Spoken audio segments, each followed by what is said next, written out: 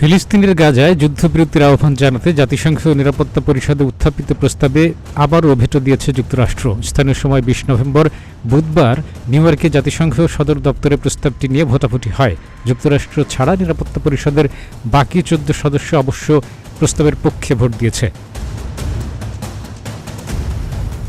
গাজায় অবিলম্বে ও নিঃশর্তে ইসরায়েলের হামলা বন্ধের আহ্বান জানাতে খসড়া এই প্রস্তাব তুলেছিল নিরাপত্তা পরিষদের অস্থায়ী ১০ সদস্য দেশ।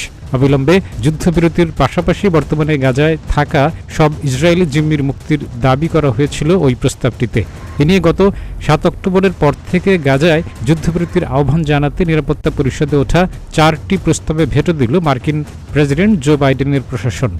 ২০২৩ সালের ৭ অক্টোবরের পর থেকে এই প্রস্তাবগুলো উত্থাপন করা হয়েছিল। এক বছরের বেশি সময় ধরে চলমান এই যুদ্ধে ইসরায়েলি হামলায় গাজায় প্রায় ৪৪,০০০ ফিলিস্তিনি নিহত হয়েছেন। উপত্যকাটিতে দেখা দিয়েছে ভয়াবহ মানবিক বিপর্যয়।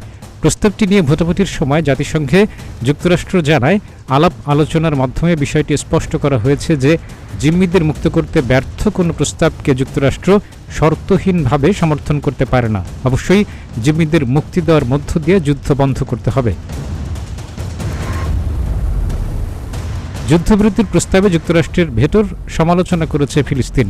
গাজায় যুদ্ধবিরতির প্রস্তাবে ভেটো দেওয়ায় অবশ্য যুক্তরাষ্ট্রকে ধন্যবাদ জানিয়েছে ইসরায়েল। কাজী এমদাদ, প্রতিদিনের বাংলাদেশ।